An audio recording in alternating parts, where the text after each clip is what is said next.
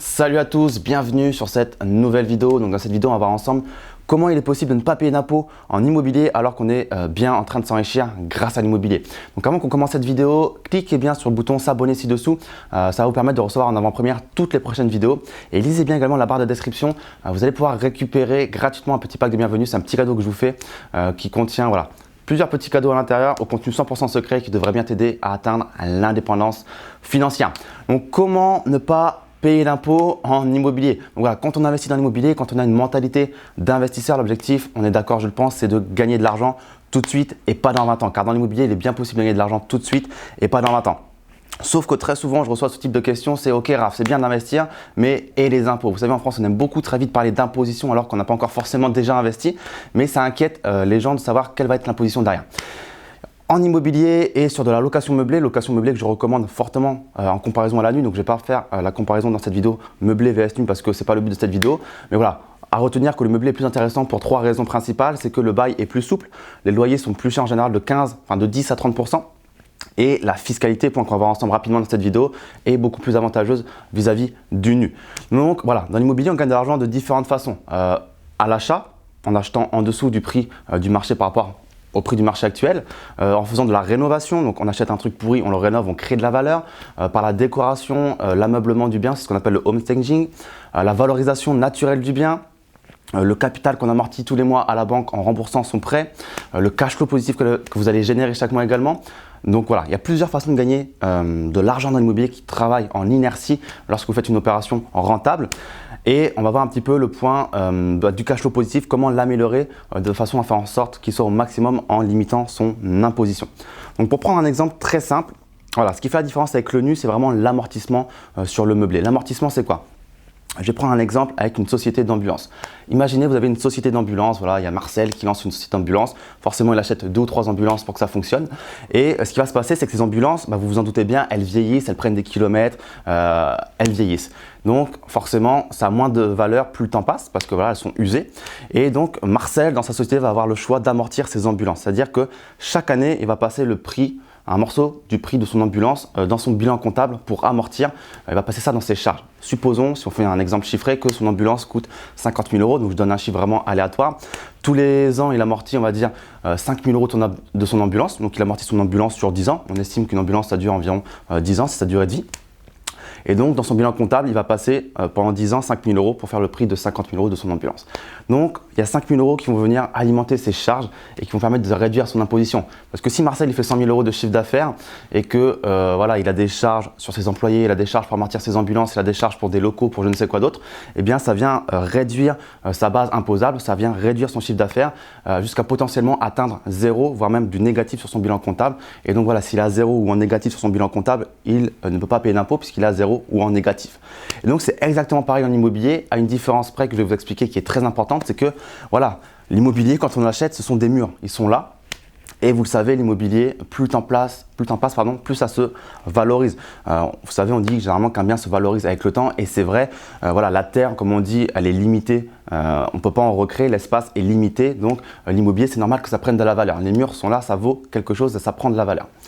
Et donc, en immobilier, dans son bilan comptable, on peut, de la même façon que Marcel amortit ses ambulances, on peut amortir les murs de ses biens immobiliers. Donc, si on achète un bien immobilier à 200 000 €, il y a des règles comptables qui vont dire qu'on va amortir ça sur 30 à 50 ans. Et on va passer une partie de la valeur du bien immobilier dans son bilan comptable. En plus de cela, on va passer toutes les autres charges inhérentes à l'exploitation d'un bien immobilier. Donc, voilà, charges, voilà. Taxe d'habitation, enfin non, taxe d'habitation, pardon, surtout pas parce que c'est le locataire qui le paye. Taxe foncière, je voulais dire, intérêt d'emprunt, frais de notaire, frais d'agence, charges de copro, électricité, internet. Si vous faites du saisonnier, le champagne que vous offrez à vos clients, moi j'offre du champagne à mes clients, je peux le passer dans mes charges. Bref, toutes les charges relatives à votre activité peuvent être passées dans votre bilan comptable. Ce qui vient de la même façon que Marcel réduire votre imposition parce que voilà, si aujourd'hui avec un appartement je fais 10 000 € de chiffre d'affaires, mais que j'ai 1 000 € de charges de copro, que j'ai 2 000 € d'amortissement de biens, que j'ai 500 € de ci, 500 € de ça, eh bien je viens réduire ma base imposable et bien souvent en immobilier, on la réduit à un tel point qu'on a un bilan comptable qui est négatif, ce qui nous permet de ne pas payer d'impôt pendant les premières années. Donc généralement les charges les plus importantes dans un bilan immobilier, ça va être quoi? Ça va être les intérêts d'emprunt, parce que généralement on achète de l'immobilier avec un effet de levier, avec un crédit immobilier, donc on a tous les intérêts d'emprunt à déduire. On a les travaux, Parce que voilà, si vous êtes un investisseur qui veut gagner de l'argent, généralement vous achetez des biens pourris que vous retapez, donc vous avez une enveloppe travaux que vous venez amortir dans votre bilan comptable. Et le troisième point, ça va être l'amortissement du bien, comme je vous l'ai expliqué auparavant, vous amortissez les murs. Donc petite nuance, on amortit les murs, sauf le terrain. Le terrain n'est pas amortissable, mais ça c'est votre expert comptable qui vous fera les chiffres comme il le faut. Donc là, du coup, vous vous dites peut-être, ok Raph, c'est cool, tu me dis que mon bilan comptable, il est à 0, voire en négatif. Donc ça veut dire que je ne gagne pas d'argent. Si mon bilan comptable, il est dans le négatif, ok, c'est cool, je ne paye pas d'impôts, mais c'est parce que je ne gagne pas d'argent. Alors, non, c'est pas vrai. On peut avoir un bilan comptable qui est négatif et à la fois avoir du cash flow positif. Alors comment ça s'explique tout ça? Tout simplement parce que vous avez investi avec de l'argent qui n'est pas le vôtre. Rappelez, vous avez fait un emprunt immobilier pour acheter de l'immobilier. Donc c'est l'argent de la banque que vous avez investi. Vous avez un effet de levier. Et pourtant, dans votre bilan comptable, vous amortissez les murs de votre appartement qui a été financé via un emprunt. Donc, entre guillemets, vous amortissez quelque chose qui ne vous appartient pas encore, qui n'est pas issu de votre investissement, de vos fonds propres. Donc, c'est pour ça qu'il est possible d'avoir un bilan comptable négatif, mais en gardant quand même tous les mois du cash flow positif. Donc voilà, peut-être que c'est quelque chose de pas très clair, c'est vraiment des notions qui sont pas évidentes à comprendre quand on les entend pour la première fois. Moi-même, au début, j'étais relativement perdu, j'ai dû les entendre plusieurs fois de plusieurs personnes. Mais voilà, en tout cas, comment ça fonctionne grosso modo pour ne pas payer d'impôts dans l'immobilier pendant les premières années en faisant de la location meublée. Je parlais de la location meublée. Il est possible de ne pas payer d'impôts également sur de la location nue, mais c'est un petit peu différent dans son fonctionnement. On n'en parlera pas aujourd'hui. Donc voilà, en tout cas, si cette vidéo vous a plu, n'hésitez pas à liker cette vidéo, à la commenter. Je pense qu'il y aura des questions sur ce genre de sujet. Donc posez-les ci-dessous, je me ferai un plaisir d'y répondre et partagez-la avec vos amis investisseurs. Si vous souhaitez aller plus loin dans l'immobilier également, lisez bien la barre de la description. J'ai certainement un programme qui sera fait pour vous apprendre à investir dans l'immobilier de A à Z. On verra notamment ce point de l'imposition qui est très important dans un projet immobilier, puisqu'on ne peut pas s'aventurer dans un projet immobilier sans savoir quel va être l'impact de son imposition sur ses revenus et sur son chiffre d'affaires.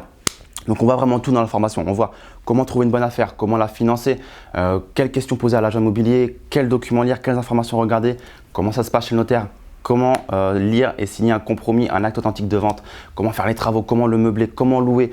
Bref, on voit tout de A à Z de façon à ce que à la fin de la formation, vous êtes en mesure de faire une opération immobilière seule. Donc voilà, tout se trouve dans la barre de la description, la petite fiche ci-dessus. Je vous dis à très vite de l'autre côté, je l'espère. Sur ce, je vous souhaite une bonne journée. Ciao, ciao.